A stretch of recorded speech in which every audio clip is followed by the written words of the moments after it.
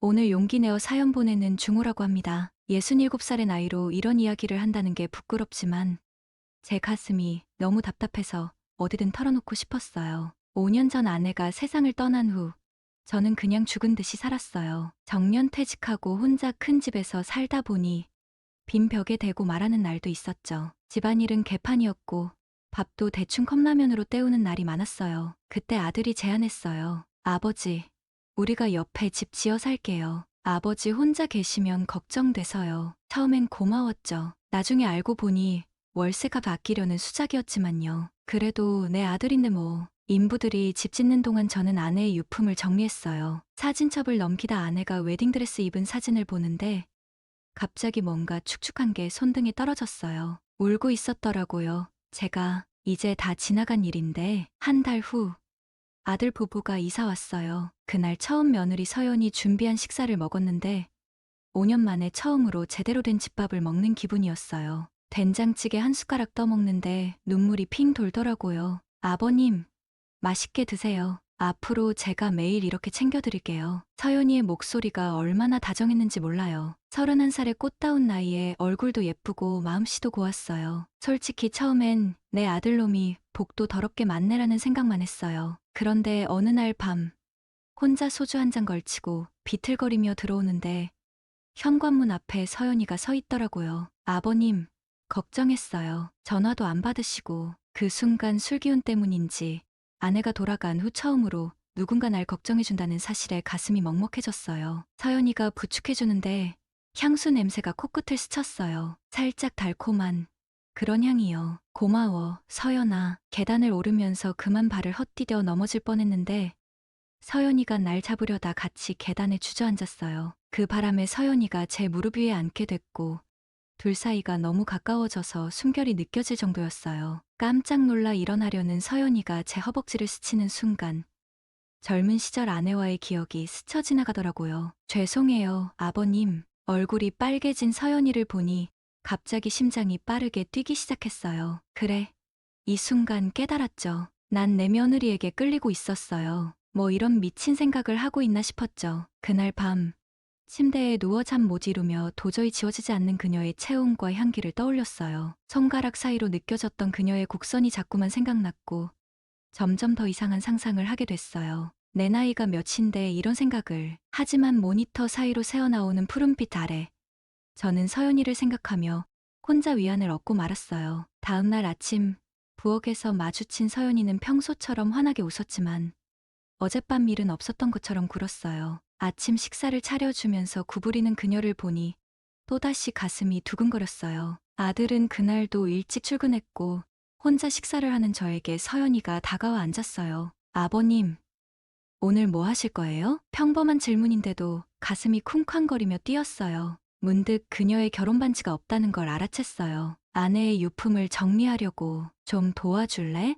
서연이는 잠시 망설이더니 고개를 끄덕였어요. 빛나는 미소를 지으며 우리는 다락방에 올라가 아내의 유품이 담긴 상자들을 하나씩 열었어요. 사진, 옷, 액세서리. 서연이는 아내의 드레스를 꺼내 몸에 대보았어요. 예쁘네요. 아버님의 아내는 정말 아름다우셨겠어요. 그 순간 옷장 위에서 커다란 상자가 떨어지려는 찰나 저는 반사적으로 서연이를 감싸 안았어요. 상자는 우리 옆으로 떨어졌지만 내 팔은 여전히 감싸고 있었죠. 심장이 미친 듯이 뛰었어요. 괜찮아요. 서연이의 작은 목소리가 귓가에 맴돌았어요. 하지만 우리 둘 다 그 자리에서 움직이지 않았죠. 제 손이 그녀의 뒤로 올라가 부드러운 머리카락을 만졌을 때 서연이는 몸을 떨었지만 저를 밀어내지 않았어요. 서연아, 이거 미친 짓인 거 알아. 제 입술이 그녀의 목에 닿았을 때 서연이는 작은 음소리를 냈어요. 그리고 갑자기 아래층에서 현관문 열리는 소리가 들렸어요. 여보, 여기 있어. 나 서류 놓고 왔어. 어디 있는지 봤어? 아들의 목소리에 우린 서둘러 떨어졌어요. 서연이의 얼굴은 붉게 달아올라 있었고 제 심장은 아직도 귓가에서 울렸어요.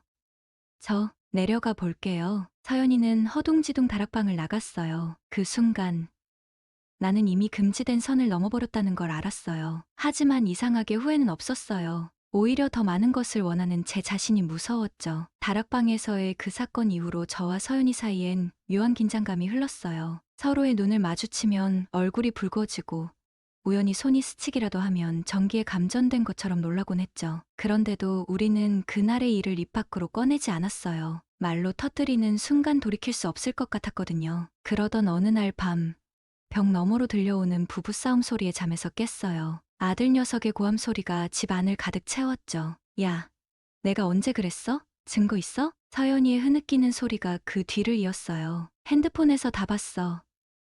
내가 오늘도 그 여자랑 있었잖아. 쾅!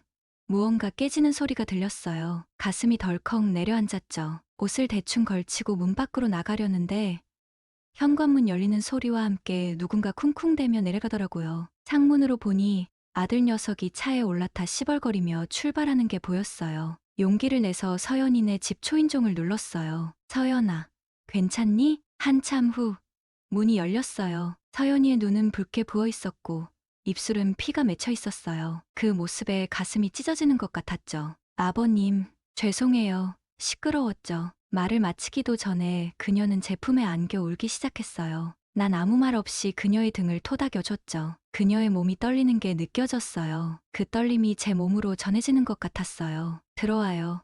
뜨거운 차라도 마시면서 얘기해요. 서연이의 집으로 들어가니 깨진 화병 조각들이 거실 바닥에 흩어져 있었어요. 급히 쓰레받기를 찾아 청소해 주었죠. 서연이는 앉아 멍하니 저를 바라보고 있었어요. 아들이 또 늦게 들어온 거야? 서연이가 고개를 끄덕였어요. 처음엔 사업 때문이라고 했는데 이젠 핑계도 안 돼요. 다른 여자가 있어요. 병원에서 만난 간호사. 말을 멈추고 서연이가 깊게 한숨을 내쉬었어요. 그 순간 제 가슴에서 뜨거운 분노가 솟구쳤어요. 내 아들인데도 그 녀석을 확 패주고 싶었죠. 내일 아침에 그 녀석한테 확실히 따져볼게. 서연이가 황급히 제 손을 잡았어요. 안 돼요. 더 심해질 뿐이에요. 그냥 아버님만 알고 계세요. 그녀의 손이 제 손 위에 놓여 있었어요. 작고 따뜻한 손이 제 거친 손을 감싸 안은 모습이 왜 그리 아름다워 보이던지 저도 모르게 손을 뒤집어 그녀의 손가락 사이로 제 손가락을 끼워 넣었어요. 서연이가 놀란 듯 저를 바라봤지만 손을 빼지는 않았어요. 아버님, 우리 이러면 안 되는 거 알아요. 그러면서도 그녀의 눈은 제 입술을 바라보고 있었어요. 숨이 멎는 것 같은 침묵이 흘렀죠. 알아, 나도 알아. 그렇게 말하면서도 우린 서로에게 더 가까이 다가가고 있었어요. 그녀의 입술이 제 것에 닿았을 때 온 세상이 멈춘 것 같았어요. 짧지만 뜨거운 일이 끝나고 우린 서로를 바라보며 숨을 헐떡였죠. 미안해. 이건 잘못된 거야. 급히 일어나 돌아서려는데 서연이가 제 소매를 붙잡았어요. 가지 마세요. 오늘 밤 혼자 있기 싫어요. 그 말 한마디에 제 이성의 끈이 끊어졌어요. 다시 돌아서서 그녀를 끌어안았고 이번엔 더 깊고 열정적인 일을 나눴죠. 서연아, 이건 말하지 마세요. 그냥 지금만. 우리의 손길은 점점 대담해졌어요. 우리는 소파에서 시작해 그녀의 침실로 옮겨갔어요. 침실 문을 닫는 순간 나이도 관계도 죄책감도 모두 문 밖에 두고 왔죠. 오직 두 사람의 뜨거운 체온만이 방 안을 채웠어요. 둘이 하나가 되는 순간 서연이의 눈에서 눈물이 흘러내렸어요. 제 손가락으로 그 눈물을 닦아주었죠. 아파? 아니요.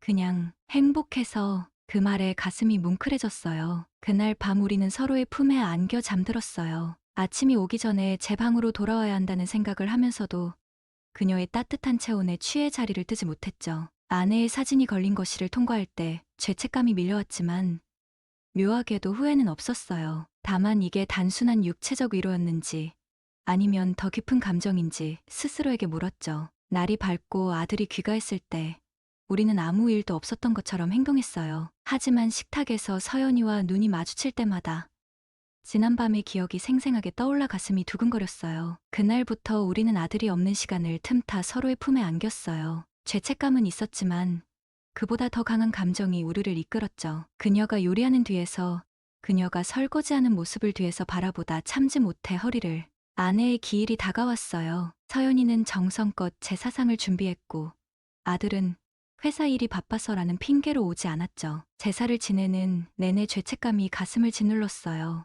아내의 영정 앞에서 며느리와 눈을 맞추는 게 너무 괴로웠죠. 제사가 끝나고 술에 취해 서연이에게 물었어요. 우리 이거 정말 괜찮은 거야? 서연이는 오랫동안 침묵하다 작은 목소리로 대답했어요. 저도 모르겠어요. 하지만 아버님이 옆에 있을 때만 행복해요. 그 말을 듣는 순간 제 심장이 터질 것 같았어요. 이건 단순한 위로나 욕망이 아니었어요. 우리는 정말로 서로에게 빠져들고 있었던 거죠. 하지만 의 비밀스러운 관계는 어느 화창한 봄날 갑자기 위기를 맞게 됐어요. 전혀 예상치 못한 순간에 그날은 평소와 같은 아침이었어요. 아들은 일찍 나가고 서연이는 꽃무늬 원피스를 입고 제 아침 식사를 준비하고 있었죠. 그녀가 냄비에 국을 끓이는 모습을 보며 뒤에서 살짝 안아주고 싶었어요. 하지만 그날따라 서연이의 얼굴이 창백했어요. 괜찮아?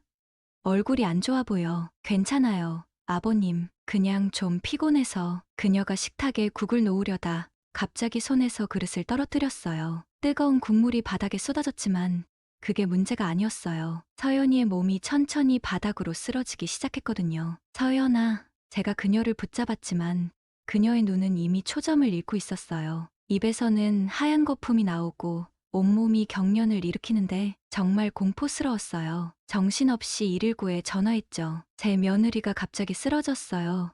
빨리 와주세요. 구급차를 기다리면서 그녀의 몸을 안고 있었는데 그녀의 체온이 점점 떨어지는 게 느껴졌어요. 원피스 아래로 느껴지는 그녀의 몸이 제 품에서 식어가는 기분이었어요. 공포로 손이 떨렸죠. 서연아, 정신 차려. 제발 정신 차려. 구급대원들이 도착했을 때 그들은 신속하게 상황을 파악했어요. 뇌졸중 증상이 의심됩니다. 빨리 병원으로 이송해야 합니다. 구급차 안에서 서연이의 손을 꼭 잡고 있었어요. 산소 마스크를 쓴 그녀의 창백한 얼굴이 제 눈에 각인됐죠. 이대로 잃을 수도 있다는 생각에 온몸이 떨렸어요. 병원에 도착해 응급실로 실려 들어가는 그녀를 바라보면서 아들에게 연락했어요. 전화가 5번 넘게 울렸는데도 받지 않더라고요. 결국 문자를 보냈죠. 서연이가 쓰러졌다. 지금 세브란스 응급실이다. 1시간이 지나도 아들은 오지 않았어요. 의사가 나와 검사 결과를 설명했는데 뇌졸중이 맞다고 하더군요. 조기 발견이 되어 생명에는 지장이 없지만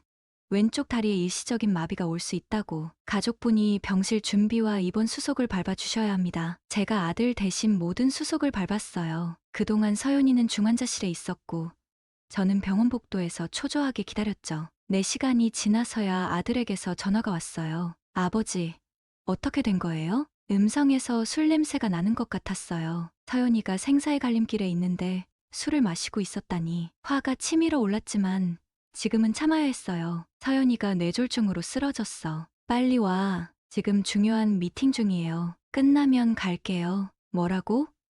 미팅?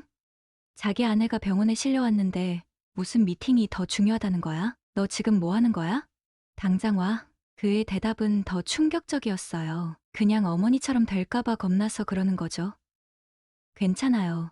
아버지, 서연이는 젊으니까 금방 나을 거예요. 전화를 끊고 나서 제 손이 떨리기 시작했어요. 아내를 언급한 것도 충격이었지만 그보다 서연이를 향한 그의 무관심함이 더 충격적이었죠. 서연이가 중환자실에서 일반 병실로 옮겨진 건 그날 밤이었어요. 창백한 얼굴로 누워있는 모습이 너무 연약해 보였죠. 그녀의 손을 잡고 싶었지만 간호사들이 있어서 참았어요. 모든 간호사가 나가고 우리 둘만 남았을 때 드디어 그녀의 손을 잡았어요. 그 순간 그녀가 눈을 떴죠. 아버님, 어디예요? 병원이야. 넌 뇌졸중으로 쓰러졌어. 그녀의 눈에서 눈물이 흘러내렸어요. 제 손을 꼭 잡으며 그녀가 물었죠. 우진이는요?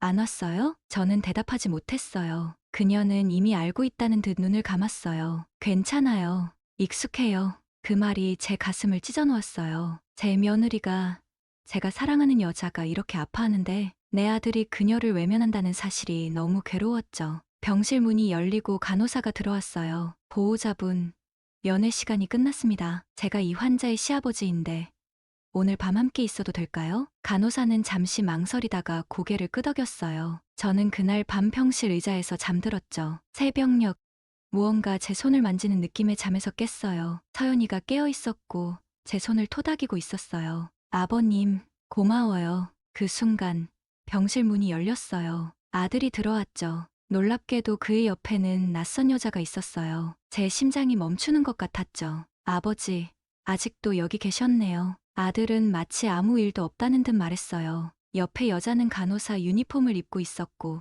낯빛이 창백했어요. 그녀의 명찰에는 김지영이라고 적혀 있었어요. 저는 즉시 알아차렸죠. 이 여자가 아들의 바람 상대였던 거예요. 서연이도 알아챘는지 눈물이 그녀의 뺨을 타고 흘러내렸어요. 하지만 그녀는 아무 말도 하지 않았죠. 그 순간 제 속에서 뭔가가 끊어졌어요. 내 아들이지만 더 이상 참을 수 없었죠. 너 지금 뭐 하는 짓이야? 아들은 당황한 기색 없이 대답했어요. 뭐가요? 그냥 친구 데려온 건데. 친구?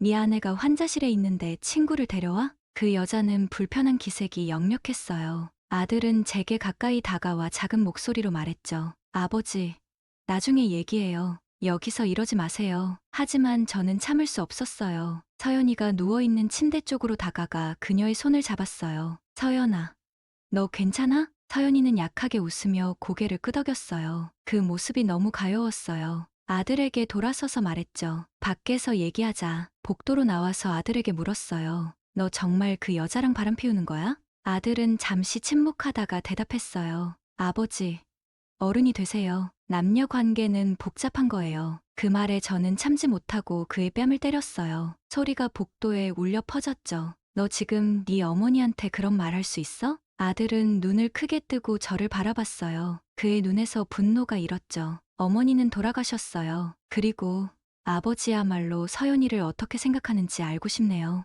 무슨 소리야? 아버지가 서연이를 어떻게 바라보는지 다 알아요. 내가 눈이 없는 줄 알아요? 순간 제 심장이 멎는 것 같았어요. 아들이 우리의 관계를 알고 있었던 건가? 말문이 막혔어요. 나 그냥 서연이가 걱정돼서. 됐어요. 아버지도 외롭고 서연이도 외로운 거 이해해요. 근데 저한테 뭐라 하지는 마세요. 그 말을 남기고 아들은 그 간호사와 함께 병원을 떠났어요. 저는 멍하니 서서 그들이 사라지는 모습을 바라봤죠. 이게 다 무슨 일이지? 병실로 돌아가니 서연이가 울고 있었어요. 그녀를 안아주려 했지만 처음으로 그녀가 저를 밀어냈어요. 아버님, 안 돼요. 이제 정말 그녀의 말에 가슴이 찢어지는 것 같았어요. 하지만 무슨 말인지 알았죠. 우리의 관계가 세상에 드러난 것 같은 충격과 수치심이 그녀를 괴롭히고 있었어요. 난 널 사랑해. 제가 처음으로 그 말을 했어요. 서연이의 눈이 커졌죠. 아버님, 사랑해, 서연아. 내가 누구의 아내든 내가 누군지 상관없어. 난 널 사랑해. 서연이의 눈에서 눈물이 쏟아졌어요. 그녀는 힘겹게 몸을 일으켜 제 품으로 안겼죠. 그녀의 몸은 약했지만 그 품은 너무도 따뜻했어요. 저도 아버님을 사랑해요. 하지만 그녀의 말이 끝나기 전에 병실 문이 다시 열렸어요. 의사가 들어왔죠. 환자분 상태 확인하러 왔습니다. 우리는 급히 떨어졌고 의사는 서연이의 상태를 점검했어요. 그 후 저에게 말했죠. 환자분은 재활 치료가 필요합니다. 내일부터 시작할 예정인데 가족분이 도와주셔야 합니다. 제가 돕겠습니다. 그렇게 서연이의 재활이 시작됐어요. 매일 아침 그녀를 휠체어에 태워 재활실로 데려갔고 때로는 제가 직접 그녀의 다리 마사지를 해주기도 했죠. 그녀의 부드러운 다리를 만질 때마다 욕망이 일었지만 지금은 그녀의 건강이 우선이었어요. 그러던 어느 날 재활 중에 서연이가 갑자기 고통스러워했어요. 얼굴이 창백해지더니 온몸이 떨리기 시작했죠. 서연아, 의사 선생님, 빨리요. 의료진이 달려왔고 서연이는 다시 검사실로 실려갔어요. 결과는 또 다른 충격이었죠. 뇌동맥류가 발견됐습니다. 수술이 필요합니다. 그렇게 서연이는 다시 수술대에 올랐어요.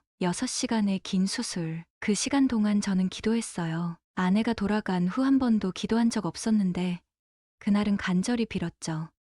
제발 그녀만은 데려가지 마세요. 수술은 성공적이었지만 서연이는 2일 동안 의식이 돌아오지 않았어요. 그 시간 동안 제 손은 그녀의 손을 떠나지 않았죠. 아들은 단 한 번도 병문안을 오지 않았어요. 셋째 날 아침, 서연이가 마침내 눈을 떴어요. 그녀의 첫 마디는 충격적이었죠. 아버님, 저 이혼하고 싶어요. 아버님, 그에겐 아무 감정 없어요. 당신이 없었다면 난 이미 죽었을 거예요. 서연이가 퇴원한 날, 우리 집 거실에는 전쟁이 벌어졌어요. 아들은 이혼 서류를 한 다발 들고 와서 테이블에 내던졌죠. 이것 좀 봐.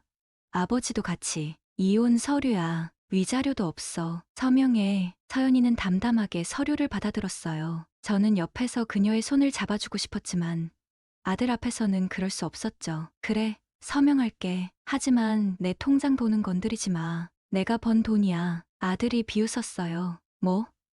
그동안 내가 얼마나 썼는데 너 지금 뭐라고 했어? 제가 벌떡 일어났어요. 아들이 제게 눈을 똑바로 쳐다봤어요. 아버지, 이건 우리 부부 문제니까 끼어들지 마세요. 내 아내가 병원에 누워있을 때는 신경도 안 쓰더니 이혼할 때는 갑자기 우리 부부 문제야? 아들이 갑자기 소리를 질렀어요. 그래. 그럼 뭐 어쩔 건데? 아버지는 우리 문제에 신경 쓰지 말고 본인 인생이나 신경 쓰세요. 하긴 이미 본인 인생을 너무 열심히 즐기고 계시네요. 순간 공기가 얼어붙었어요. 아들은 서류 가방에서 스마트폰을 꺼내 몇 장의 사진을 내보였어요. 이게 뭐죠? 아버지? 설명 좀 해보세요. 화면에는 제가 병원에서 서연이의 이마에 뽀뽀하는 장면 등등 은밀한 장면이 있었어요. 제 심장이 멎는 것 같았죠.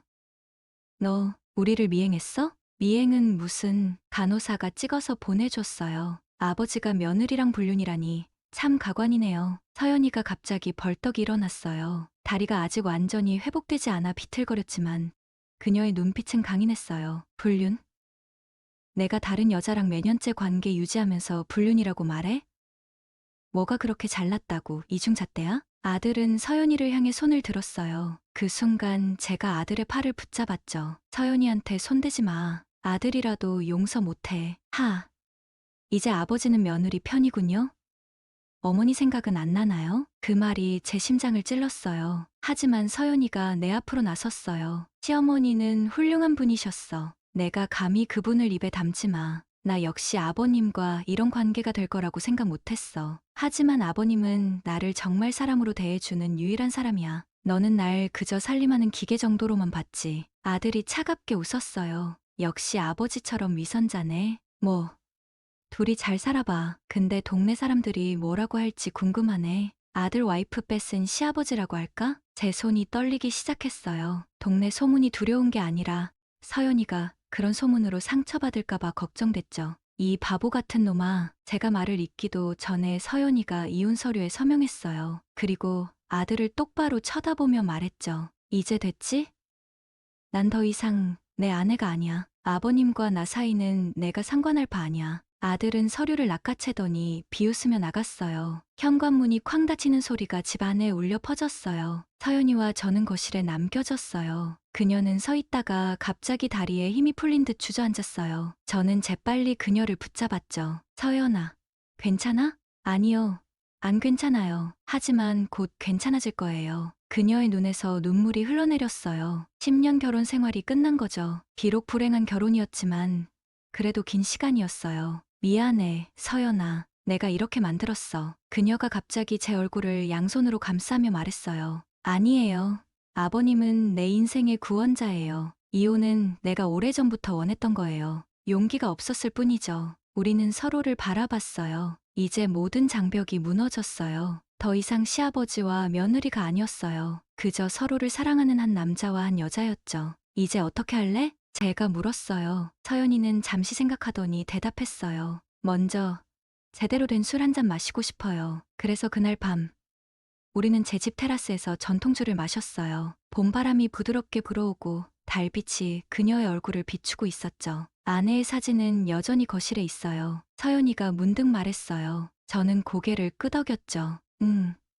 항상 그 자리에 있을 거야. 좋아요. 저도 그래야 한다고 생각해요. 제가 아버님 아내를 대체하는 게 아니니까요. 그녀의 말에 가슴이 따뜻해졌어요. 그녀가 아내의 존재를 인정하고 함께 기억하고 싶어 한다는 것이 너무 고마웠죠. 술이 몇 잔 더 들어가자 서연이의 뺨이 붉게 물들었어요. 그녀가 제게 다가와 귓가에 속삭였죠. 아버님, 아니, 중호 씨, 이제 뭐라고 불러야 할지 모르겠네요. 그냥 편한 대로 불러. 그럼, 중호 씨, 내가 회복되면 같이 여행 가요. 우리만의 신혼여행 같은 거요. 그 말에 제 심장이 쿵쾅거렸어요. 서연이의 손을 잡고 입맞춤을 했죠. 어디든 너와 함께라면 좋아. 술 기운이 점점 오르며 우리는 대담해졌어요. 아직 다리가 완전히 회복되지 않았지만 그녀의 눈빛은 강렬함으로 가득했죠. 중호 씨, 나 이제 다른 사람의 아내가 아니에요. 여전히 나를 원해요? 더 원하지. 그녀의 입술을 향해 다가갔어요. 더 이상 죄책감도 두려움도 없었죠. 그저 순수한 사랑만이 있었어요. 서연이의 손이 제 셔츠 단추를 심장이 더 빠르게 뛰었죠. 여기서요? 테라스에서? 제가 놀라서 물었어요. 서연이는 장난스럽게 웃었어요. 왜요? 이제 우리는 자유로운 사람들이잖아요. 게다가 이런 짜릿함도 나쁘지 않잖아요? 그녀의 대담함에 놀랐지만 저도 모르게 미소가 지어졌어요. 달빛 아래 그녀의 모습은 너무도 아름다웠어요. 마치 여신 같았죠. 서연아, 너무 아름다워. 아, 중호 씨, 사랑해요. 그녀의 고백이 밤하늘에 울려 퍼지는 것 같았어요. 서로의 절정에 다다랐을 때 우리는 함께 별을 보는 것 같았죠. 아직 숨을 고르며 누워있는데 갑자기 머리 위로 무언가 떨어졌어요. 비였어요. 따뜻한 봄비가 우리의 몸을 적셨죠. 아, 비다. 서연이가 놀라서 소리쳤지만 이내 웃음이 터졌어요. 저도 함께 웃었죠. 옷을 급히 주워들고 집 안으로 뛰어들어갔어요. 거실에 도착했을 때 우리는 비에 흠뻑 젖어 있었어요. 이런, 감기 걸리겠어요. 서연이가 말했지만 웃음이 멈추지 않았어요. 갑자기 제 시선이 거실 벽에 걸린 아내의 사진에 닿았어요. 아내는 사진 속에서 미소 짓고 있었어요. 서연이도 그 시선을 따라가더니 그녀도 아내의 사진을 바라봤어요. 그리고 조용히 말했죠. 저 왔어요, 어머님. 앞으로 중호 씨 잘 챙기고 행복하게 해드릴게요. 지켜봐 주세요. 그 말에 제 눈에서 뜨거운 눈물이 흘러내렸어요. 서연이가 제 얼굴을 닦아주었죠. 울지 마요. 이제 우리는 행복할 거예요. 바로 그 순간 초인종이 울렸어요. 서로 당황한 눈빛을 교환한 후 옷을 대충 껴입었어요. 누구지? 설마 아들이? 문을 열자 동네 이웃 할머니가 서 계셨어요. 아이고, 중호 씨, 혹시 내일 마살 나가는 길에 우리 손주 학원비 좀 전해줄 수 있어요? 할머니의 시선이 우리의 젖은 머리와 대충 걸친 옷에 머물렀어요. 그리고 서연이를 바라보며 물었죠. 아이고, 내가 눈이 침침해서 이 아가씨는 누구세요? 순간 머릿속이 하얘졌어요. 뭐라고 소개해야 할지. 그때 서연이가 앞으로 나섰어요. 안녕하세요, 할머니. 저는 서연이에요. 중호 씨, 여자친구예요. 할머니의 눈이 동그래졌어요. 아이고, 중호 씨가 여자친구를 만들었구먼. 잘 됐네. 잘 됐어. 혼자 살면 얼마나 외롭겠어. 아가씨, 우리 중호 씨 잘 부탁해요. 할머니가 환하게 웃으며 말했어요. 서연이도 웃으며 고개를 끄덕였죠. 네. 할머니, 제가 평생 챙겨드릴게요. 할머니가 돌아가신 후 우리는 서로를 쳐다보고 크게 웃음을 터뜨렸어요. 처음으로 다른 사람에게 우리를 인정받은 순간이었죠. 그날 밤 우리는 같은 침대에서 서로 껴안고 잠들었어요. 더 이상 숨길 필요도 새벽에 헤어질 필요도 없었죠. 이제 우리는 정식으로 한 커플이었어요. 다음 날 아침 서연이는 아직 자고 있었어요. 조용히 일어나 부엌에 갔어요. 아침 식사를 준비하고 싶었거든요. 서연이가 항상 저를 위해 해온 일을 이제는 제가 그녀를 위해 하고 싶었어요. 냉장고를 뒤지는데 갑자기 휴대폰이 울렸어요. 아들이었어요. 아버지, 얘기 좀 해요. 아들과의 관계를 완전히 끊고 싶지는 않았어요. 어쨌든 내 아들이니까요. 그래. 언제 만날까? 오늘 점심에 근처 식당에서 봐요. 식당에 도착하자 아들이 이미 와 있었어요. 표정이 무거웠죠. 아버지, 어제는 제가 좀 심했어요. 미안해요. 의외의 사과에 놀랐어요. 괜찮아. 내가 화날 만도 해. 아버지, 솔직히 서연이랑 그런 사이가 될 줄은 상상도 못했어요. 처음엔 충격이었죠. 하지만 생각해보니 제가 서연이를 제대로 대해준 적이 없었던 것 같아요. 아들의 목소리가 떨렸어요. 저도 제 잘못을 인정해요. 서연이는 좋은 여자예요. 아버지가 행복하다면 저도 응원할게요. 제 목에 뭔가 걸린 것처럼 말이 나오지 않았어요. 아들을 보니 그도 많이 힘들었던 것 같았어요. 고맙다. 아들, 근데 한 가지만 부탁할게요. 서연이 정말 행복하게 해줘요. 내가 못한 거 아버지가 다 해줘요. 당연하지. 점심을 마치고 집으로 돌아오는 길 마음이 한결 가벼워졌어요. 집에 도착하자 서연이가 현관에서 기다리고 있었어요. 어땠어요? 생각보다 괜찮았어. 아들이 우리를 인정해줬어. 서연이의 눈에 눈물이 고였어요. 다행이에요. 서연이를 꼭 안아주었어요. 그리고 귓가에 속삭였죠. 서연아, 제주도 가자. 내가 원했던 여행. 함께 가자. 그녀가 제 품에서 고개를 들어 밝게 웃었어요. 정말요? 언제요? 내일이라도, 당장. 서연이는 기쁨에 겨워 소리를 질렀어요. 그녀의 웃음소리가 집 안을 가득 채웠죠. 사랑해요, 중호 씨. 나도 사랑해, 서연아. 저희의 금지된 봄은 이렇게 꽃을 피웠어요. 많은 사람들이 비난할지도 모르겠지만 우리는 진실된 마음으로 서로를 사랑하고 있어요. 이제 우리는 더 이상 시아버지와 며느리가 아니라 그저 서로를 깊이 사랑하는 한 남자와 한 여자일 뿐이에요. 이 사랑이 금기를 넘어 진정한 봄을 맞이한 것처럼요. 오늘의 사연은 여기까지입니다. 구독과 좋아요는 사랑입니다. 안녕하세요. 24살에 결혼해 결혼한 지가 벌써 10년이 넘었네요. 올해 나이 33살 주부입니다. 아니, 지금은 남편과 사별하고 혼자 지내는 미망인입니다. 속된 말로 과부라고들 하죠. 시집 와서 처음에는 남편이랑 분가해서 살았어요.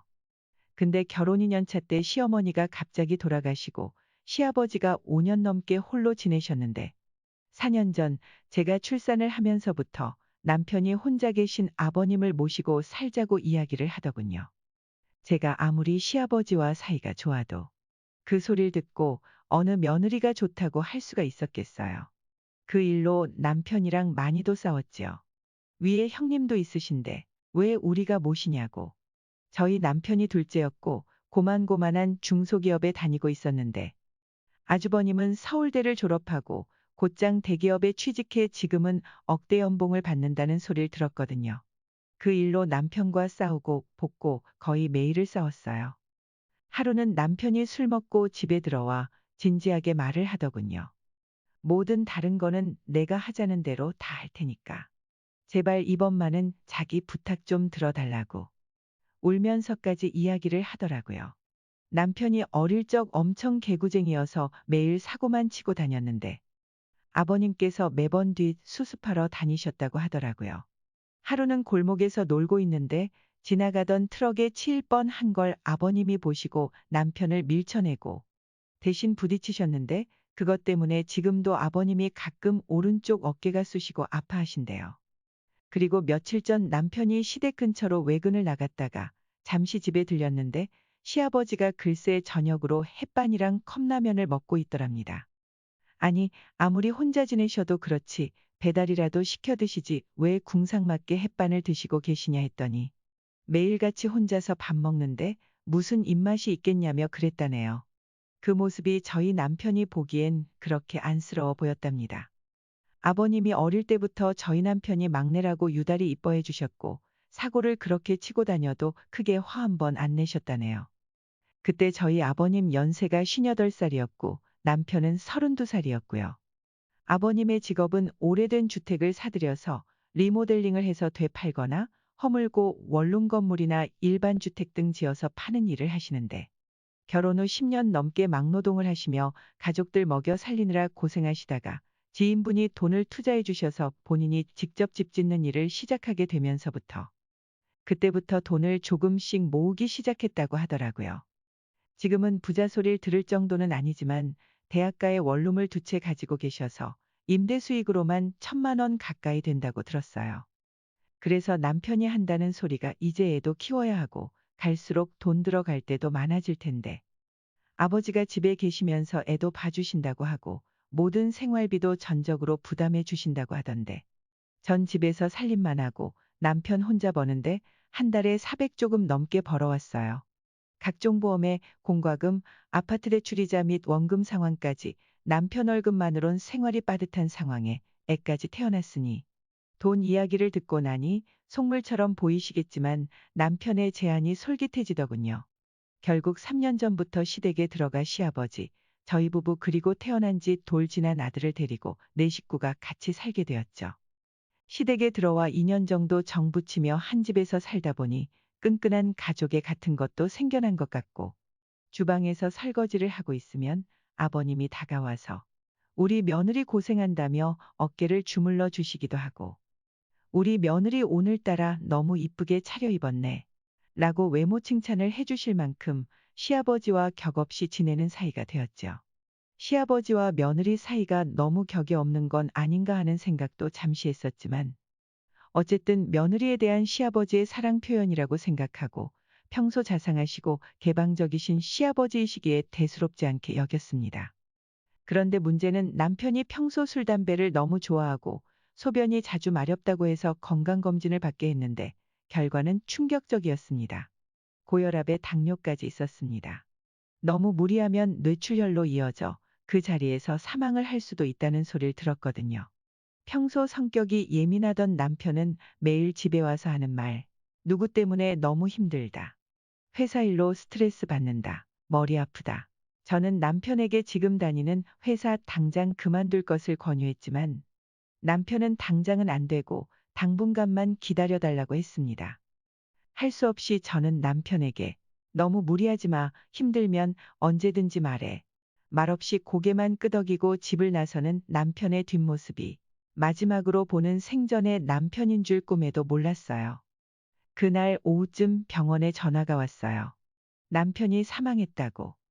그 말을 듣고 에이 장난 전화일 거야 하며 몇 초간 멍 때리다가 아닐 거라 믿으며 병원을 부랴부랴 달려갔는데 사망한 게 맞더군요.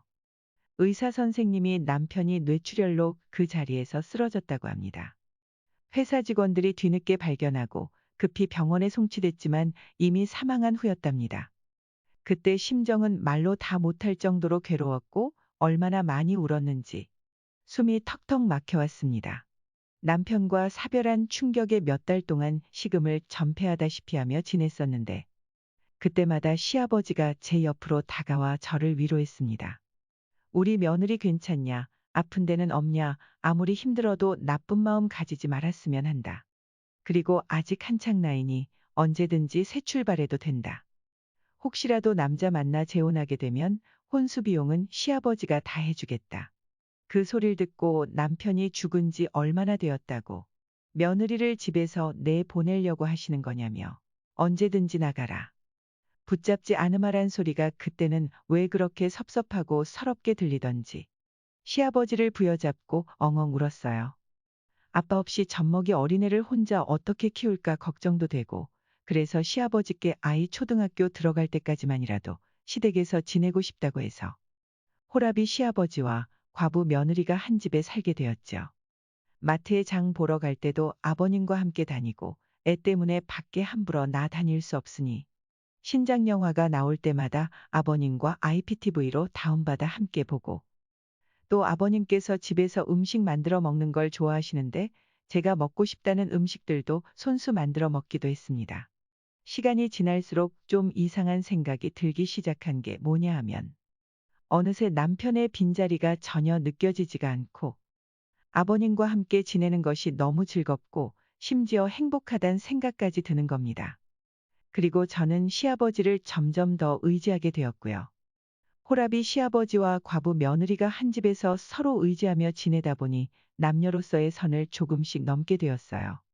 얼마 전 시아버지가 심한 감기 몸살이 걸려 이틀 동안을 꼬박 몸져 누워만 계셔서 옆에서 제가 병간호를 해드렸는데 아버님이 그 모습을 보고 감동을 받았다면서 수백만 원 하는 명품백을 선물로 주시더라고요. 그때부터였던 것 같아요. 아버님이 제게 조심스럽게 고백을 했습니다. 저를 처음 본 순간부터 너무 사랑스럽고 이뻤다고. 제가 자꾸 여자로 보여서 너무 참기 힘들다고 하시는데 그날 맥주 한잔 하며 이런저런 대화를 나누다가 홀로 계신 시아버지가 갑자기 불쌍하단 생각이 들더라고요. 분위기 탓이었을까요? 엉겹결에 아버님과 넘지 말아야 할 선을 넘고야 말았습니다. 처음에는 무섭고 제 자신이 너무 한심스럽고 미워서 많이도 울었습니다. 솔직히 어떻게 살아가야 하나 앞이 깜깜했거든요. 그런데 요새는 부부인양 서로가 서로를 의식하지 않으면서 자연스럽게 연인처럼 지내고 있습니다. 마치 신혼 때 같단 생각이 들 정도예요. 한편으론 잘못된 관계를 어떻게 끝내야 하는 건지 고민도 됩니다. 어떻게 하면 좋을까요? 오늘의 사연 시작합니다. 안녕하세요. 저는 3살 된 아이를 키우고 있는 남자입니다. 아내를 아이 돌 지나고 사고로 잃고 현재 장모님이랑 아이 이렇게 셋이서 함께 살고 있습니다. 장모님과의 관계가 깊어져 어떻게 하는 게 좋을지 몰라 이렇게 글을 작성해서 의견을 구해보고자 합니다. 장인어른은 집안에 돈이 많으셨고 장모님은 가정 형편이 많이 어려우셨다고 해요. 장인어른께서 장모님이 사시는 곳에 놀러 왔다가 우연히 장모님을 보고 첫눈에 반하셨다고 합니다. 장모님은 나이 차이가 많이 나는 장인어른이 자꾸 만나자며 다가오자 강하게 거부 의사를 표현했지만 장인어른은 장모님 형편이 어려운 걸 알고 장모님 부모님을 찾아가 빚 해결해 줄 테니 따님을 달라고 얘기를 해서 장인어른과 장모님이 결혼을 하게 되었다고 하더라고요. 장모님은 어린 나이에 사랑하지 않는 사람과 결혼을 해서 결혼 생활을 하셨어요. 그리고 바로 제 아내를 출산하셨고 아이 때문에 참고 살았다고 했습니다. 그런데 장인어른이 술, 담배를 엄청 하셨었는데 정말 갑자기 심장마비로 세상을 떠났다고 하셨어요. 살면서 장인어른에 대한 원망도 많았지만 그래도 남편이고 아이 아빠니 먼저 떠나보낸 게 마음이 많이 아프셨다고 합니다. 장인어른이 남기고 간 재산이 많기 때문에 먹고 사는 문제에 있어서는 크게 걱정이 없었다고 하셨어요. 그래도 장인어른 그늘에서 해보지 못했던 것들, 특히나 경제적 활동을 해보고 싶었던 장모님은 작은 가게를 하나 운영하면서 아내를 키웠다고 하셨습니다. 없이 살아서 원치 않는 혼인을 한 장모님은 어려운 아이들을 위해 기부도 하고 봉사도 하고 사셨어요. 기부는 지금도 하고 있습니다. 그런 장모님 밑에서 자란 아내여서 그런지 아내도 참 밝고 사랑스러운 사람이었습니다. 결혼을 해서도 아내는 장모님 혼자 계시니 저랑 같이 장모님을 자주 찾아뵙고 식사도 같이 하고 가끔씩 여행도 다니고 그랬어요. 저도 부모님이 안 계셔서 그런지 장모님이 엄마처럼 잘 챙겨주셔서 정말 감사했고 가족같이 지냈습니다. 한참 행복하게 결혼 생활하면서 아이 돌잔치도 끝내고 그랬는데 정말 한순간에 아내를 사고로 잃고 장모님도 저도 너무 힘든 나날들을 보내고 있었습니다. 아내가 사고로 세상을 떠나고 원래 지내던 곳에서 모든 걸 정리하고 다른 지역으로 이사를 했어요. 아내와 함께 했던 집에서 생활하기 힘들 것 같았는데 마침 회사에서 다른 지역에 지점 하나를 더 낸다고 해서 제가 가겠다고 했습니다. 어린 아이 때문에 장모님이랑 함께 지내기로 해서 같이 이사를 했습니다. 장모님이 아이를 봐줬어요. 힘든 마음을 추스르고 장모님도 저도 힘겨운 상황에서도 서로를 의지하면서 지내고 있었습니다. 장모님도 젊으신 편이기 때문에 사람들이 가끔 저희를 부부로 오해하기도 했어요. 저 또한 장모님이랑 지내오면서 결혼 생활을 하고 있는 듯한 기분이었습니다. 아내랑 장모님이 많이 닮기도 했거든요. 저희는 묘한 분위기 속에서 함께 지냈습니다. 모든 문제는 술을 마시고 나서 일어나죠. 회식이 있는 날이라서 술을 먹었는데 조금 과하게 먹은 날이었어요. 업무 스트레스도 심했고 아내가 더 그리운 그런 날이었거든요. 그렇게 취해서 새벽에 집에 들어갔습니다. 장모님께서 안 주무시고 혼자 눈물을 흘리며 소주를 드시고 있었어요. 장모님, 왜 혼자 술을 드시고 계세요? 박서방 왔어? 에휴, 나도 참 죽책맞게. 신경 쓰지 말고 얼른 들어가 쉬어. 저도 한 잔 주세요. 아내가 그렇게 떠나고 나서 장모님이랑 처음으로 같이 술을 마셨습니다. 장모님, 윤경이 그렇게 떠나보내고 저 진짜 장모님 덕분에 살고 있습니다. 장모님 아니었으면 맨날 술독에 빠져 있었을 거예요. 우리 윤지도 제대로 못 돌봤을 거고요. 장모님도 힘드실 텐데 너무 감사해요. 내가 윤경이 엄마, 윤지 할머니로서 당연히 해야 되는 일들인데 뭐가 고마워. 고마워하지 마. 장모님이랑 한참을 얘기하면서 술을 마셨어요. 이렇게 술을 많이 마시면서 힘들어하는 이유는 저도 장모님도 알고 있었습니다. 떠난 아내에 대한 그리움도 있었지만 미안함이 더 컸습니다. 장모님이랑 이렇게 지내면서 우리는 서로에게 마음이 있다는 걸 느끼고 있었어요. 저는 장모님을 여자로, 장모님은 저를 남자로 보고 있었습니다. 한 집에서 계속 같이 지내고 아이도 있고 결혼한 부부처럼 생활을 하고 있는데, 그리고 젊고 아내 닮은 장모님이니 제 마음이 마음대로 되지 않더군요. 애써 서로 부정하고 외면하고 있었지만 사람 마음이라는 게 어디 마음대로 되던가요? 서로에 대한 마음이 점점 더 커져가니 힘들 수밖에요. 장모님, 저 더 이상 제 마음을 숨길 수가 없어요. 윤경이한테 너무 미안하고 이러면 안 되는 거 알지만 장모님을 향한 제 마음을 더 이상 멈추기 힘들어요. 박서방, 장모님도 저 사랑하시잖아요. 우리가 윤지랑 이렇게 행복하게 사는 게 윤경이도 바라는 거 아닐까요? 저는 얘기를 하면서 눈물을 흘렸습니다. 장모님이 눈물 흘리는 저를 보며 눈물을 닦아주었고, 우리는 서로의 눈을 바라보았습니다. 사랑해요. 저는 사랑한다는 말을 하고 키스를 했습니다. 우리는 눈물을 흘리며 서로를 안았어요. 이제는 정말 돌이킬 수 없는 강을 건넜기 때문에 서로의 마음을 인정하고 표현했습니다. 그냥 지금 이 순간이 너무 소중하고 미안하고 여러 가지 감정이 겹쳤던 것 같아요. 하지만 이 시간 이후로는 정말 남아있는 우리의 행복만을 생각하려고 합니다. 다음날 아침 우리는 함께 눈을 떴고 다시 한번 서로의 마음을 확인했습니다. 우리는 서로 부르는 호칭도 바꿨어요. 더 이상 장모님이 아닌 자기라고 부르고 있습니다. 아이한테도 얘기할 때 엄마라고 부를 수 있게 얘기하는 중이에요.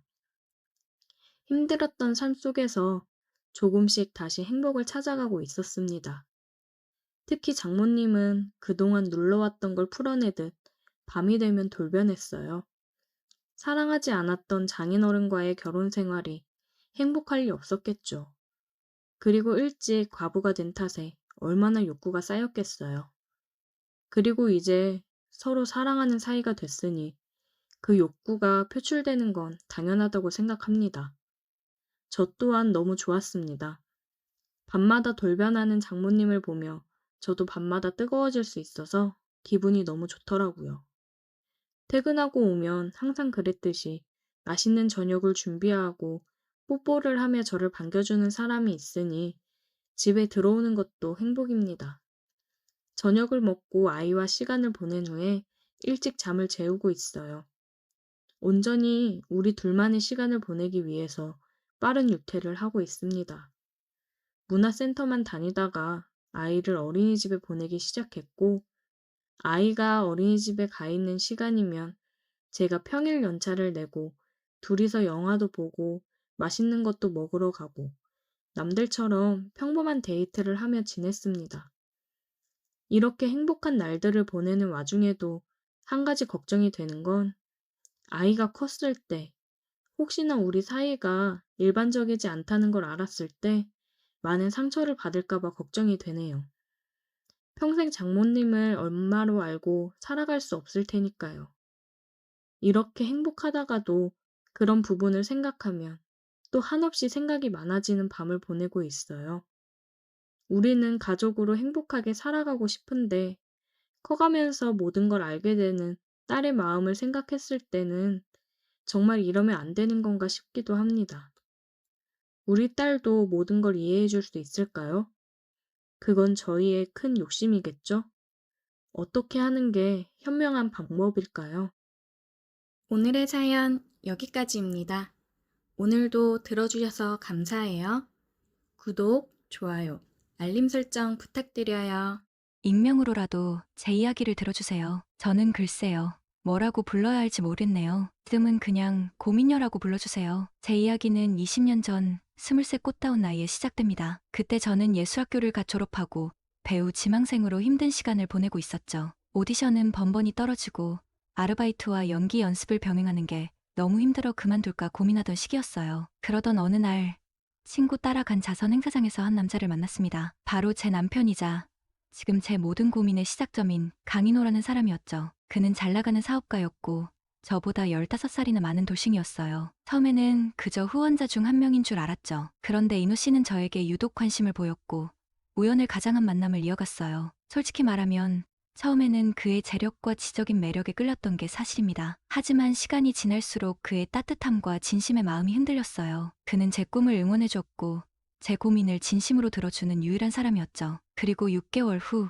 저희는 결혼했습니다. 많은 사람들이 속도 위반이나 돈 때문에 결혼했다고 수군거렸지만 저는 인호 씨를 진심으로 사랑했어요. 결혼 후 저는 배우의 꿈을 접고 인호 씨와 그의 아들 지훈이와 함께 살게 되었습니다. 지훈이는 당시 7살이었는데 엄마 없이 아빠 손에 자란 탓인지 어딘가 어두운 구석이 있는 아이였어요. 게다가 새엄마인 저를 낯설어하고 경계하는 게 너무 느껴져서 다가가기가 쉽지 않았죠. 저는 나름대로 지훈이에게 좋은 엄마가 되어주려고 노력했습니다. 맛있는 음식도 해주고 좋아하는 장난감도 사주고 학교 행사에도 빠지지 않고 참석했죠. 하지만 지훈이는 늘 저에게 벽을 치고 차가운 눈빛으로 저를 밀어냈어요. 아줌마는 우리 엄마 아니야. 지훈이의 그 날카로운 외침은 제 가슴에 비수처럼 박혔습니다. 제가 아무리 노력해도 지훈이에게는 그저 엄마 자리를 빼앗은 여자, 낯선 타인일 뿐이라는 사실에 깊은 슬픔과 좌절감을 느꼈습니다. 그렇게 힘겨운 시간을 보내던 중 인호 씨가 교통사고로 갑작스럽게 세상을 떠났습니다. 눈 깜짝할 사이에 남편이자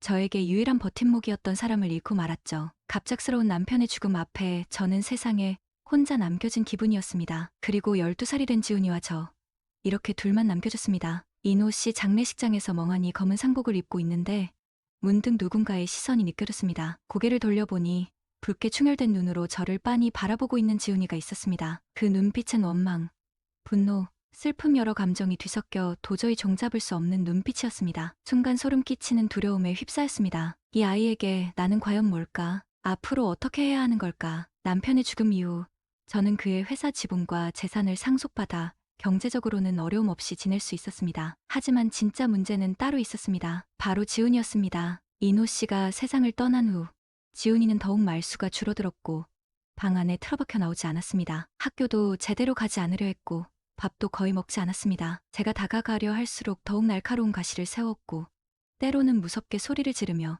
저를 밀쳐내기도 했습니다. 내 인생에서 꺼져.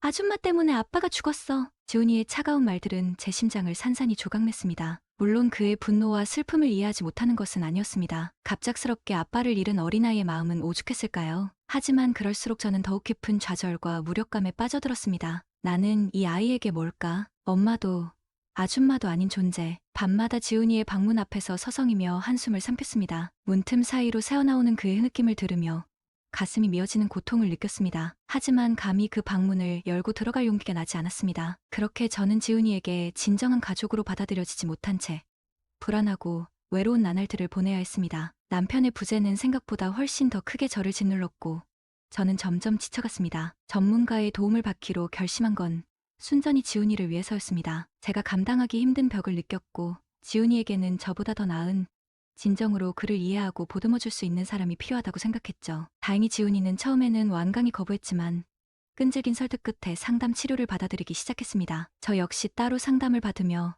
아이를 대하는 법, 상처를 보듬는 법을 배우려 노력했습니다. 물론 쉬운 과정은 아니었습니다. 지훈이는 여전히 저에게 차갑게 굴었고 상처 주는 말들을 서슴없이 내뱉곤 했습니다. 하지만 저는 포기하지 않았습니다. 그렇게 몇 년의 시간이 흐르는 동안 기적처럼 지훈이는 조금씩 변하기 시작했습니다. 여전히 살가운 아들은 아니었지만 가끔씩 제 눈을 마주치고 제가 차려준 밥상 앞에서 숟가락을 들었으며 가끔은 먼저 말을 걸어오기도 했습니다. 오늘 저녁은 뭐야? 피곤하면 일찍 주무셔. 담담하지만 그 안에 담긴 진심이 느껴지는 말 한마디 한마디가 제게는 그 어떤 찬사보다 값지게 느껴졌습니다. 지훈이의 변화는 제 삶의 유일한 희망이었고 저는 지훈이가 건강하게 성장하는 모습을 보며 살아갈 이유를 찾았습니다. 어느덧 지훈이는 고등학생이 되었고 저는 지훈이만을 위해 살았습니다. 아침 일찍 일어나 도시락을 싸고 학교에서 돌아온 지훈이에게 따뜻한 밥을 차려주고 밤늦도록 공부하는 지훈이 옆에서 책을 읽으며 기다리는 것이 제 일상의 전부였습니다. 주변 사람들은 묻곤 했습니다. 피 한 방울 안 섞인 자식을 위해 왜 그렇게까지 하냐고.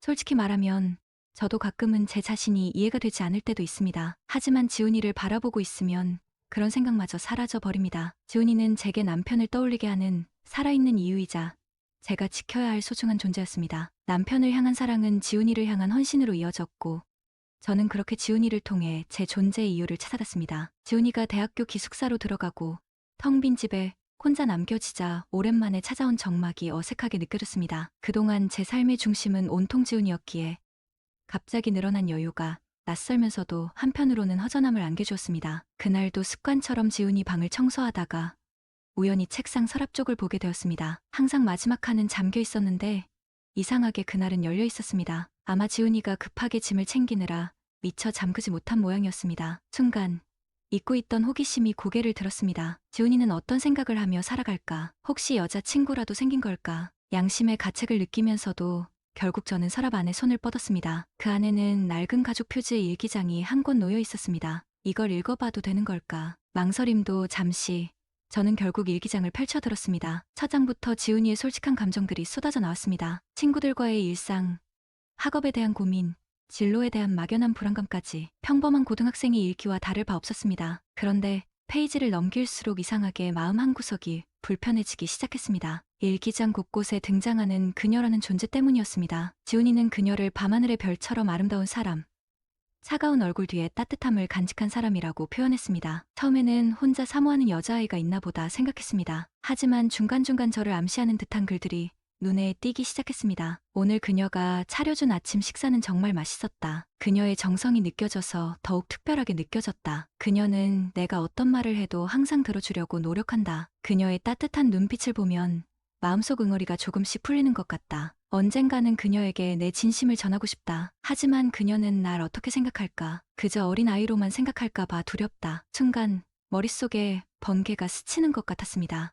설마, 아니, 그럴 리가 없어. 하지만 페이지를 넘길수록 제 불안감은 확신으로 바뀌어갔습니다. 지훈이의 일기는 온통 그녀에 대한 마음으로 가득 차 있었고 그 그녀는 다름 아닌 저였습니다. 믿기 힘든 현실에 숨이 막혀왔습니다. 저는 지훈이를 아들처럼 생각했는데 지훈이는 저를 복잡한 감정에 휩싸여 한참 동안 일기장을 든 채 멍하니 있었습니다. 그러다 문득 지훈이가 했던 말이 떠올랐습니다. 아줌마는 왜 항상 슬픈 눈을 하고 있어? 그동안 저는 지훈이를 위로하고 보듬어야 할 어린아이라고만 생각했습니다. 하지만 지훈이는 이미 제 마음속 상처를 알아채고 있었던 걸까요? 어쩌면 저보다 더 성숙하게 저를 바라보고 있었던 걸지도 모릅니다. 그리고 그 순간 저는 깨달았습니다. 지훈이는 단순히 아빠의 부재를 채워주기 위해 제가 돌봐야 할 존재가 아니라는 것을. 지훈이는 저만큼이나 상처받고 외로운 아이였고 저에게 기대고 싶어하는 마음을 숨기고 있었던 것뿐이라는 것을 말입니다. 지훈이의 생일이 다가올수록 저는 초조해지기 시작했습니다. 일기장을 읽은 후 예전처럼 아무렇지 않게 지훈이를 대할 수가 없었습니다. 지훈이는 제게 어떤 존재일까? 저는 지훈이의 마음을 받아줄 수 있을까? 수많은 생각들이 머릿속을 혼란스럽게 만들었습니다. 하지만 지훈이에게는 아무 내색도 할 수 없었습니다. 괜히 어색하게 굴었다가 지훈이가 상처받을까봐 두려웠습니다. 그저 평소처럼 다정한 엄마 역할을 연기할 수밖에 없었습니다. 지훈아, 이번 주말에 생일인데 뭐하니? 글쎄요, 친구들이랑 술 한잔하고 들어가려나? 짐짓 아무렇지 않은 척 물었지만 사실 저는 지훈이가 어떤 대답을 할지 가슴 졸이며 기다리고 있었습니다. 그래, 나는 지훈이가 생일 때 집에 와서 같이 생일 파티하고 싶은데 친구들이랑. 근데 아줌마, 내가 빨리 집에 갔으면 좋겠어? 지훈이의 말에 저는 가슴이 철렁 내려앉았습니다. 혹시 제 속마음을 눈치챈 걸까요?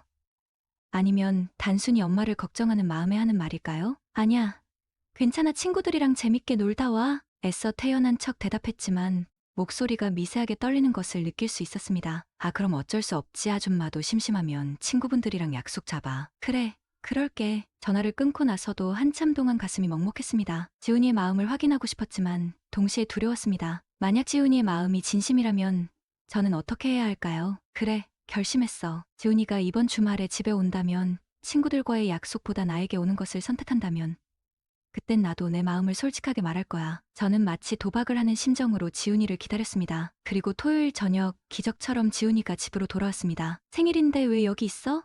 친구들이랑 놀지 않고? 친구들은 내일 만나기로 했어요. 아줌마가 보고 싶다면서? 그 순간 저는 참았던 눈물을 터뜨리고 말았습니다. 저는 지훈이가 좋아하는 불고기를 하고 미역국을 끓이며 최선을 다해 생일상을 차렸습니다. 평소보다 더 예쁜 그릇을 꺼내고 지훈이가 좋아하는 케이크도 미리 예약해 두었습니다. 모든 것이 완벽했습니다. 아니, 적어도 겉으로 보기에는 그랬습니다. 생일 축하해, 지훈아. 저는 떨리는 목소리로 지훈이에게 말했습니다. 지훈이는 환하게 웃으며 제 마음을 아는지 모르는지 고마워, 아줌마라고 대답했습니다. 저녁 식사를 하는 동안 저는 몇 번이나 지훈이에게 선물은 안방에 준비해뒀어. 30분 후에 들어와. 라는 말을 하고 싶었지만 용기가 나지 않았습니다. 혹시나 지훈이가 제 마음을 알고 부담스러워하면 어쩌나 하는 생각에 쉽게 입이 떨어지지 않았습니다. 하지만 결국 저는 용기를 내어 지훈이에게 말했습니다. 그리고 안방으로 들어가 떨리는 마음으로 지훈이를 기다렸습니다. 심장이 터질 것만 같았습니다. 정확히 30분 후 지훈이가 방문을 열고 들어왔습니다. 저는 거울 앞에 서서 머리에 빨간 리본을 달고 있었습니다. 지훈이는 순간 당황한 듯 보였지만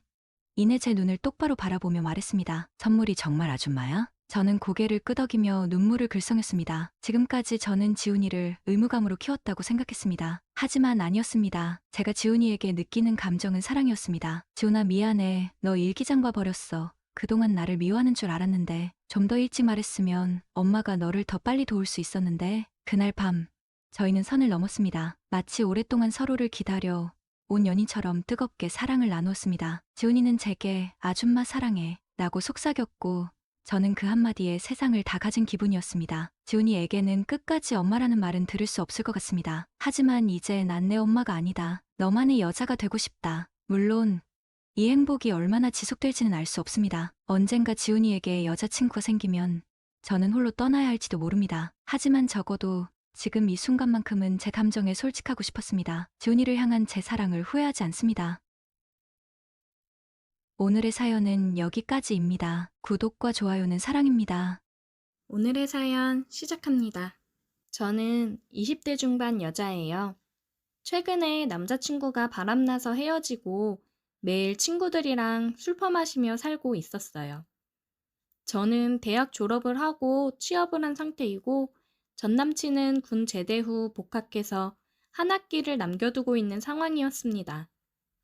그런데 이게 군 제대까지 기다려줬더니 학교 신입생이랑 바람이 났더라고요. 어이가 없었습니다. 기껏 지 군대 생활하면서 힘들 때 옆에서 기다려준 거는 난데 제대하고 얼마 안 있다가 파릇파릇한 여자 신입생이랑 바람이 나다니 너무 열이 받았어요. 진짜 뭐 저딴 배은망덕한 놈이 다 있나 싶었습니다. 군대 있을 때 자주 면회 가고 택배로 먹을 거며 부대원들 것까지 챙겨서 보내주고 그랬었는데 돌아오는 건 꽃신이 아니라 헌신짝이었습니다. 그래서 매일 퇴근 후 친구들을 불러 술을 마시면서 그놈 욕을 엄청 했어요. 생각하면 생각할수록 너무 화가 났습니다. 야, 그만 마셔. 그러다 속 버린다 진짜. 그냥 좋게 생각해. 간만에 솔로 됐는데 그냥 여태 못했던 거 하면서 즐기면 되지. 그딴 모지리 같은 놈 때문에 자꾸 힘들어하지 마. 아니, 진짜 열받잖아. 어?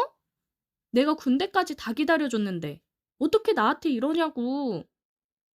진짜 남자들은 어린 여자만 보면 눈이 횟가닥 돌아가나? 어떻게 나한테 이럴 수 있지?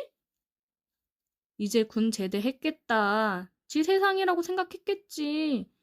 거기다가 어린 여자가 들이대는데 안 넘어갈 수 있어? 그놈 여친 없다고 하고 다녔다면서 그냥 인간 자체가 글러먹은 놈이었던 거야. 아, 진짜 열받아. 진짜 재수없어. 내가 그동안 그놈 때문에 못했던 거 진짜 실컷 하면서 산다. 그래, 그래. 오늘까지만 술 진탕 마시고 이제 그만 슬퍼해. 이러는 시간이 아까운 거야. 즐겨야지. 나 제일 먼저 타투할 거야. 타투하고 싶은 거 그놈이 못하게 해서 안 했는데 이제 당당하게 할 거야. 요즘 남녀 할 거 없이 타투를 패션으로 많이 하는데 저도 그냥 좋은 문구 레터링으로 하고 싶었거든요. 근데 전 남친이 그런 걸 왜 하냐고 못하게 해서 안 했는데 이제 간섭할 남자친구도 없겠다. 이때 해야지 싶었습니다. 친구들이랑 술을 마시고 집에 와서 뻗은 다음날 일어나서 타투샵을 알아봤어요. 마음먹은 김에 빨리 하고 싶어서 최대한 예약이 빨리 되는 곳으로 알아봤습니다. 후기도 좋고 타투이스트가 잘생겼다는 곳이 눈에 보여서 예약 문의를 했어요.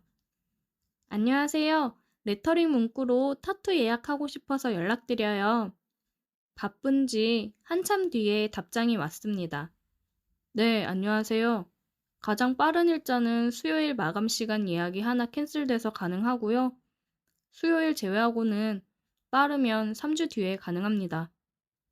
저 수요일 마감 시간으로 할게요. 예약해 주세요. 타투를 하라는 신의 뜻인지 마침 딱 모레 날짜에 자리가 나서 예약을 했습니다. 너무 두근거렸어요. 계속해서 후기를 찾아보면서 혹시 아프지는 않을까? 이쁘게 나올까? 여러 걱정을 하면서도 설레었습니다. 수요일이 돼서 퇴근을 하고 예약 시간까지 시간이 좀 남아서 근처에서 친구를 만나 저녁을 먹고 가기로 했어요.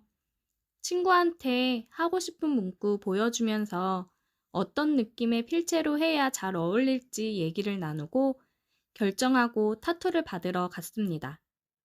들어갔더니 아직 이전 손님이 타투를 받고 있더라고요. 대기석에 앉아서 기다렸어요. 한 10분쯤 뒤에 끝이 났고 이제 제 차례가 되었습니다. 죄송해요. 전에 고객님 작업이 생각보다 오래 걸렸네요. 아니에요, 괜찮아요. 딱 보는 순간 왜 후기가 좋은 거는 둘째치고 잘생긴 타투이스트라고 다들 얘기를 하는지 알겠더라고요. 생긴 것도 잘생겼는데 떡 벌어진 어깨 하며 셔츠 소매를 걷어 올렸는데 팔 근육이 장난이 아니었습니다. 너무 섹시하더라고요. 저도 모르게 침을 흘렸습니다. 정신 차리고 자리에 앉아서 자세히 상담을 했어요.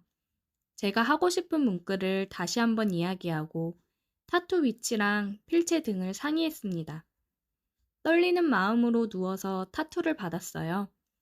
저는 가슴 및 갈비뼈 쪽에 타투를 하려고 했습니다. 아픈 부위라고는 하는데 직장을 다니기도 하고 잘 안 보이는 곳에 하고 싶었어요. 후회할 일은 없겠지만 혹시나 나중에 후회를 하더라도 안 보이는 부위에 하면 크게 상관없겠다고 생각을 했습니다. 위쪽 속옷을 벗고 테이프 같은 걸 가슴에 붙이고 작업을 했습니다. 저는 현재를 즐겨라 문구를 영어로 새겼어요. 타투할 위치에 전사를 찍고서 작업을 해주셨습니다. 뭔가 어찌되었든 남자 앞에서 그러고 누워있으니까 왠지 모르게 흥분되더라고요. 처음 보는 남자 앞에서 누워있고 그 남자는 섹시한 팔뚝으로 저에게 가까이 와서 갈비뼈 쪽에 작업을 해주니 심장이 떨렸어요. 정적 속에서 타투하는 소리랑 저와 그 남자가 침 삼키는 소리만이 들렸습니다. 생각했던 것보다 빠르게 작업이 끝났고 마무리로 알로에 젤을 발라줬어요. 그리고 진정시키면서 기다리고 있는데 되게 조심스럽게 자리를 피해서 앉더라고요. 그리고 알로에 젤을 닦아주면서 보호 필름을 붙여주는데 그 남자의 단단해진 그곳을 봤습니다. 저도 타투를 받으면서 굉장히 묘하게 흥분이 되었는데 이 남자도 그랬나 봐요. 저는 많은 고객들을 받으니까 그런 거에 되게 감흥 없이 아무 반응이 없을 줄 알았는데 아니었나 봅니다. 그 모습을 보고 저도 모르게 도발을 했어요. 이 남자가 되게 마음에 들었거든요. 혹시 매번 여자들 이렇게 해줄 때마다 그렇게 단단해지세요? 네? 아니요. 아, 죄송해요. 원래 안 이러는데, 근데 왜 그렇게 단단해지셨지? 죄송해요. 너무 불쾌하시죠? 제가 원래 이러는 사람이 아닌데, 고객님이 너무 제 스타일이라 제가 좀 흥분했나 봐요. 저는 그 말을 듣고서 이게 웬 떡이냐 싶었습니다. 사장님, 제가 마지막 손님이죠. 여기 올 사람 없죠? 네, 마지막이에요. 올 사람도 없고요. 저 되게 시간 많은데. 그리고 저도 사장님 마음에 들거든요. 올라올래요? 그 남자를 엄청나게 도발했어요. 저는 누워있는 상태로 그 남자의 얼굴을 끌어당겨 키스를 했습니다. 그 남자도 키스를 하면서 베드 위로 올라왔어요. 그렇게 우리는 조심히 뜨거운 시간을 보냈습니다. 좁은 베드 위에서 하니 굉장히 색다르고 조심스러웠어요. 저 또 놀러 와도 되죠? 그럼요, 언제든지요. 타투 관련 주의사항을 듣고 연락을 하며 지내기로 했습니다.